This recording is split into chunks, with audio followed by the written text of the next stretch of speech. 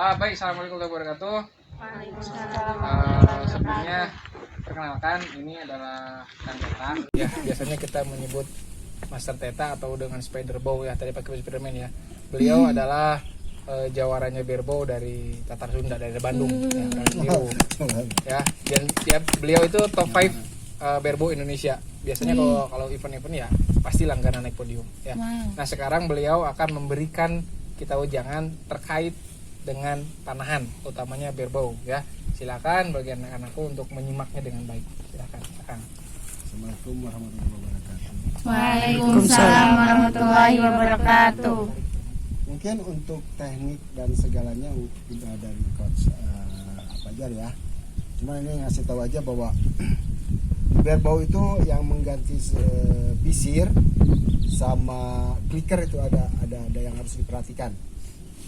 Contoh untuk Berbow pengganti pisir itu kita harus memperhatikan string untuk kanan kiri arrow. Jadi kalau perkenaan ke kiri, string harus taruh di mana? Kalau perkenaan ke kanan, string harus taruh di mana? Misalnya gini. Kalau di Berbow itu sangat-sangat harus diperhatikan penempatan string. Ya itu yang itu tadi karena untuk pengganti dari pisir itu sendiri. Ya. Misalnya kalau perkenaan kita memperhatikan string mau taruh di mana, mau di pinggir ini atau di pinggir ini, terserah nyamannya di mana. Tapi disarankan di sisi ini, sebelah kanan arrow, biar nanti kalau ada koreksi tidak terlalu ribet, terlalu jauh mindahinnya gitu. Ini di sini, jangan lurus di sini. Kendalanya apa kalau lurus? Ini suatu saat kalau kita aimingnya lama, ininya hilang, terhalang sama string. Nah, gitu. Jadi diusahakan untuk melihat string itu di pinggir ini, sejajar dengan sub arrow.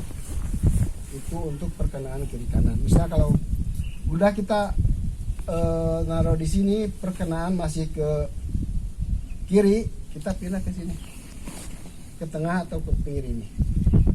Kalau ke kanan, kita pindah ke sini nih, ke pinggir riser, dinding riser ini, atau masih kanan pindah ke tengah ini atau ke paling pinggir dinding riser.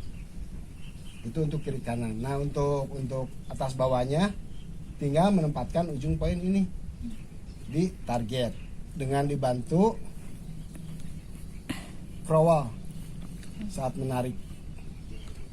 Jadi crowel itu naruh jari di bawah nok spasi di sini. Misalnya untuk 20 di sini, ketika perkenaan masih ke bawah naik. Nah, ini untuk apa?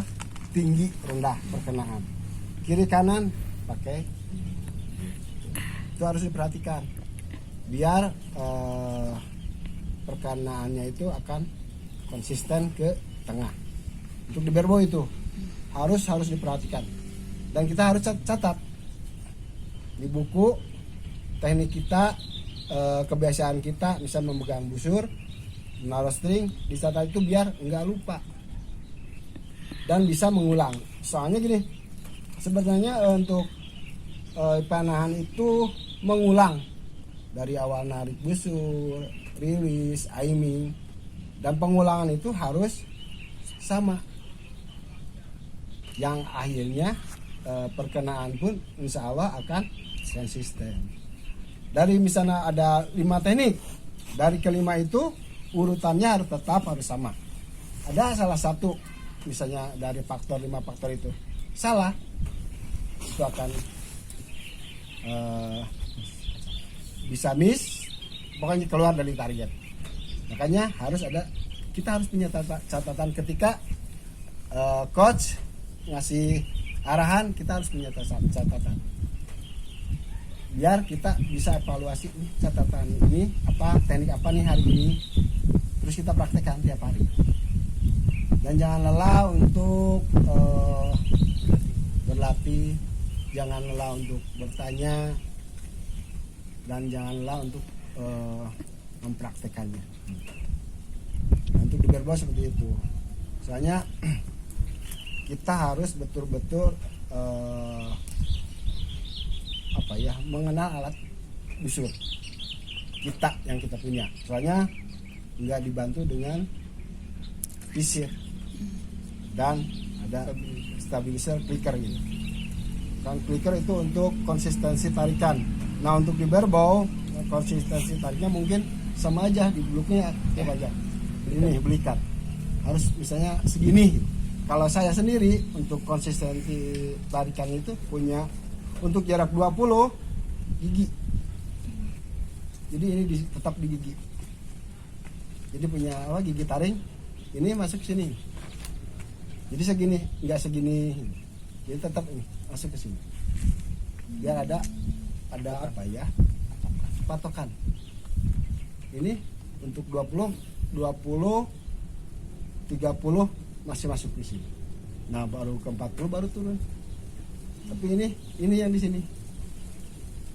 Jadi kita harus punya patokan sendiri-sendiri. Itu nggak akan sama kalau di Berbau. Karena biasanya kenapa nggak sama? Satu dari bentuk fisik juga beda. Terus kebiasaan setiap orangnya atau stylenya beda. Kalau di recurve, di busur akan cenderung sama karena indikatornya sama, ada alat yang harus kita sesuaikan dengan alat. Teknik kita harus mengikuti alat yang ada. Kalau di Berbau cenderung punya style yang beda-beda. Tapi pada dasarnya rule-nya itu pakemnya ya sama sih. Cuman dengan style, kondisi badan yang beda, terus habit yang beda akan ngebentuknya beda-beda. Kalau kayak Komandan Farhan di sini dan anchornya di sini, jarak jauh dekat di sini. Kalau saya biasanya untuk jarak dekat dari 30 ke bawah di sini. Nah baru dari 30 ke atas mulai ke sini turun. Karena saya di Berbau ada dua teknik yang umum. Biasanya string walking sama pace walking. Nah kalau saya sendiri cenderung ke pace walking digabung dengan string walking. Dulunya pace walking murni. Kelemahannya kalau ada jarak tertentu harus nge-gap. Depan yang enak kalau bisa mah nanti kalau orang Berbau di string walking itu akan terukur dengan per milimeternya akan terukur. Ada yang itu, ada yang ditanda-tandain ke sini. Nah itu akan terukur dengan. Kalau pace walking biasanya berdasarkan dengan ini, dengan wajah. Kalau saya sendiri kan misalnya dulu untuk 10 meter pakai ini, 20 meter pakai ini, 30 meter pakai ini. Nah ketika jaraknya 25, 24, nah itu ada gap. Jadi nggak ngebidik X, tapi bisa misalnya ngebidik di bawah X atau di atas X. Nah itu kelemahannya itu kalau yang pace walking nggak seteliti dengan string walking. Tapi sekarang karena belajar juga string walking jadi digabung. Mana yang enak nih pakai pace walking, biasanya jarak yang bulat-bulat 30, 20, 40 pakai pace walking. Nah udah baru ada ganjil-ganjil atau genap baru pakai string walking. Ada spasinya, ada jarak gitu. Di Berbau ya kita harus betul-betul mengenal karakter alat yang kita punya. Coba lebih mengenali alat ini pinginnya gimana nih, pinginnya seperti apa. Harus bisa mendalami setiap karakter busur yang kita punya. Itu akan lebih enak nanti mengendalikan. Beda dengan yang pakai visir, stabilizer, pakai clicker agak beda dikit. Cuman ya kalau overall sih sama aja. Cuman kalau di prepare harus lebih mengenali busur yang kita punya. Itu apa lebih nyaman lah nanti main. Kalau misalnya di bebel ya aslinya ya ke feeling kita. Makanya harus lebih mengenal. Karena kalau tidak kenal tidak akan sayang. Betul sekali. Kenalilah busur masing-masing. Itu bisa saya. Oke, mungkin itu aja. Ada Sob yang mau bertanya silahkan. Mumpung masih ada di sini beliau. Pak, ya. bidik itu ada apa aja? Bidik mana aja? Untuk ke bidik, Indikator bidiknya itu ya. indikator bidik. Biasanya kalau di bebo yang tadi itu ya, string sama ini nanti akan ngebentuk seperti ini nih. Jadi kita pakai ini ya, plusnya gitu ya. Untuk horizontal yang pakai string itu, stringnya line up lah, line upnya mau taruh di mana. Terus poin sama crawl atau spasi itu vertikalnya. Tetap ngebediknya ini ujung poin ke target. Misalnya masih egg to egg itu yang lebih enak egg to egg. Nanti dibantunya misalnya untuk jarak yang tadi turun 20 kita pakai spasi di sini misalnya 20 meter di sini ininya ke egg. Ketika dapat 30 biasanya naik satu jari biasanya, tapi nggak selalu harus satu jari karena kembali lagi ke anatomi kita, terus berat busur kita, LBS-nya pondenya berapa.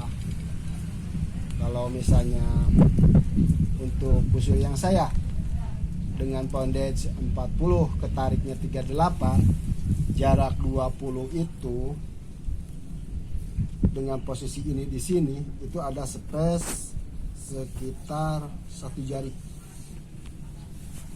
untuk 20. Nah untuk 30 nempel. Ininya tetap mendidik ke X. Ini pas di X. Si ujung ini ada di silang X ini. Di tengah-tengah.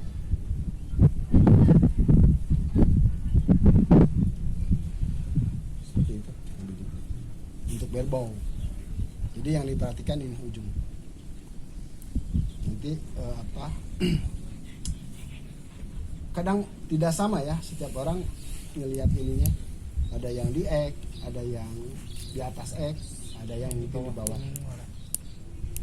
Biasanya kenyamanan mata itu beda-beda. Kalau saya nyamannya itu ini itu pas di X gitu, nutupin X. Ini X, nutupin X. Kalau kelihatan X-nya, kalau enggak ya yang penting nambah kuning. Gitu. Biasanya seperti itu. Nembak warna. Kuning, merah, biru. Nembak biru. Begini aja. Gitu. Oke, silakan ada lagi yang ahwatnya. Ini yang sedang diproyeksikan untuk berbau itu nanti ada satu Sumiati. Untuk biar nariknya lebih enak, sering-seringlah tarik kering dengan busur yang kita gunakan. Narik kering itu ya seperti yang ini tanpa error. Sering gini aja di rumah. Kalau nggak latihan, nggak nembak, sering gini aja. Ini untuk melatih ketahanan.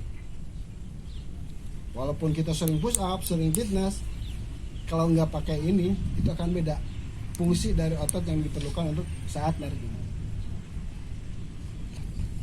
Nggak banyak-banyak, 10 aja. 10, cuman nanti lamanya yang ditambahin, lamanya beda-bedanya itu lama. Misal hari pertama 5 detik, 1, 2, 3, 4, 5 sampai 10 tarikan. Besoknya naik, jangan 5, 6. 1, 2, 3, 4, 5, 6. Tetap 10 tarikan. Itu gak akan terasa. Dalam 1 bulan bisa 1 menit kuat. itu pengalaman saya. Pengalamannya seperti itu. Jadi latihannya seperti itu. Tiap hari itu narik kering 5 detik dulu. Besoknya tambahin lah 1. Nah. Kalau nggak kuat tetap 5 lagi. Jangan kurang dari 5. Diusahakan jangan kurang. Minimal sama. Harusnya tambah 1 aja, jangan 2 atau 3. 5. Nah, misalnya lagi 7. Itu nggak akan terasa tahapan itu. Tahu-tahu udah bisa 1 menit. Aslinya saya sering itu punya busur yang 40. Itu cuma sebulan udah bisa nahan 1 menit. Karena tiap hari gitu 10 aja. Jadi ketika main dengan intensitasnya lama itu akan tetap seger. Ya apalagi kalau yang suka olahraga ditambahin kayak push up, pull up atau fitness itu lebih baik. Cuman untuk melatih otot yang kena yang diperlukan saat narik ya busur ini. Beda dengan fitness. Karena pengalaman orang yang jago ketika fitness dia dapat narik apa ya? Bench press itu sekitar 40 kilo. Suruh narik yang 40 lbs. Nggak ketarik gini. 4 kilo berarti sekitar 20 ya kan? Iya, 20 kilo kalau bench press. Dia 40 kilo A. Suruh narik yang 40 Nggak bisa. nggak bisa. Karena ototnya beda. Betul. Makanya untuk lebih bagusnya itu latihannya ya tarik ring. Itu lebih efektif dibanding push up sama atau karena betul-betul otot yang dilakukan yang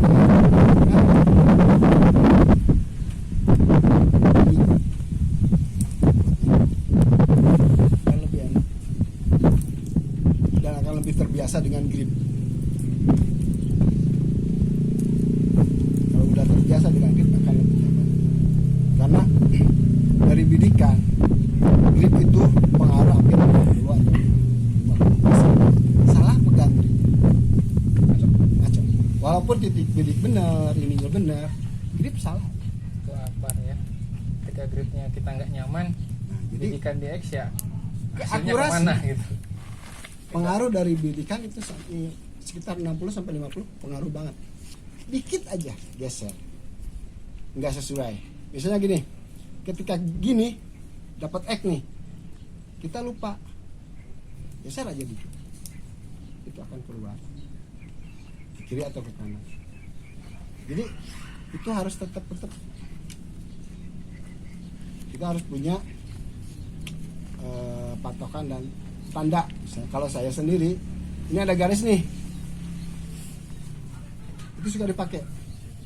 Ini sesuai rata ini nih ketika pegang dengan sambungan tulang ini.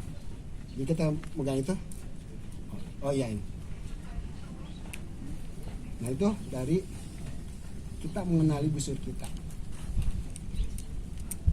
Jadi akan konsisten insya Allah gitu kalau kita udah biasa, udah kenal busur kita. Busur kita itu pinginnya pegangnya seperti ini nih, nggak gini. Maka kenalilah busur kita. Ketika megang itu betul-betul dirasain. Hanya ketika ada garis apa aja di sini ya di busur kayak ini nih lah, garis seperti ini ya, kita manfaatkan untuk hand grip yang konsisten. Ini seperti ini misalnya rata dengan ujung ini nih, rata itu taruh terus saja di sana ya konsisten. Salah satu ketika kita sudah mengenali busur, kita akan tahu sudut ini nih enaknya di sini. Karena grip itu jangan dianggap sepele, hampir 60 membantu akurasi. Jika miring sedikit Ya, ya udah miring aja. iya itu di bareball. Beda lagi dengan standar karena dibantu dengan besi. ketika ini agak dikit berubah nggak jadi masalah karena tetap ada kita punya ada pisnya. Tapi ketika di verbal kita nggak dibantu, ini itu menjadi sangat penting. Makanya diusahakan tiap hari harus bekerja aja lah yang untuk mempercepat kita lebih cepat bisanya. Seperti itu untuk verbal. Ada lagi? Apa yang membedakan Berbo sama SN itu apa? Ya Kalau berbo dengan alatnya sama, cuman yang membedakannya kalau ini verbal tidak boleh pakai terus stabilisernya kan panjang. Kalau verbal wave biasanya disebut damper juga kan ya, bisa berdamper cuman berat doang. Itu aja. Itu juga sama. Sama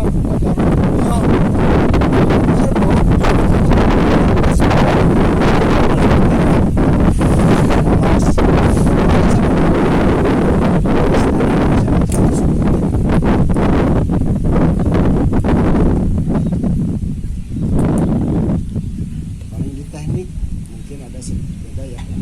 Kalau di SN atau Rigger biasanya split.